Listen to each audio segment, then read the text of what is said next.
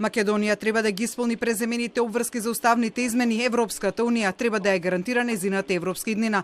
Ова е ставот на германската министерка за надворешни работи Анналена Бербок, која рече дека и Македонија и унијата овие обврски си ги презеле со подпишувањето на преговарачката рамка за земјава.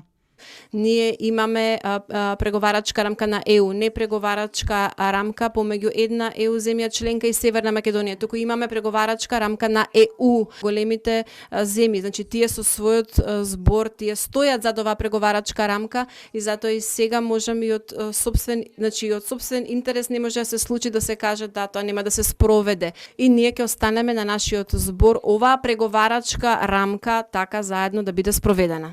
Бербок на Македонија го даде својот збор дека Германија нема да ја остави на цедило, но побара сите во земјава да се обединат околу иднината на земјава која таа ја гледа во Европската унија. Побара уставните измени да не станат јаблко на раздорот меѓу политичките партии за собирање на политички поени. Бербок, чија посета е да се испрати порака за уставните измени, денеска оствари средба и со опозицијските партии. Таа во резиденцијата на германскиот амбасадор еден час разговараше со делегацијата на ВМРО ДПМН, предводена од незиниот лидер Христијан Мицкоски.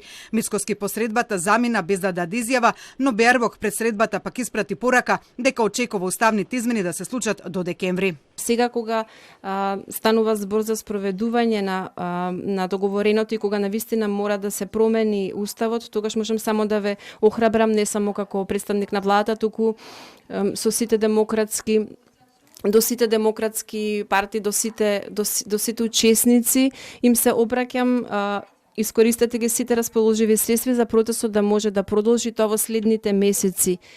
Да не се случи да не успеете во овој на оваа клучна пречка.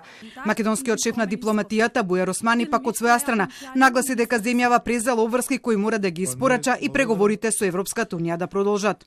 Во унијата не се интегрира само владата, туку целата држава со се опозицијата. И на ист начин секој од нас треба да ја понесе и одговорноста за овој процес и тука ја очекуваме поддршката од сите пријатели.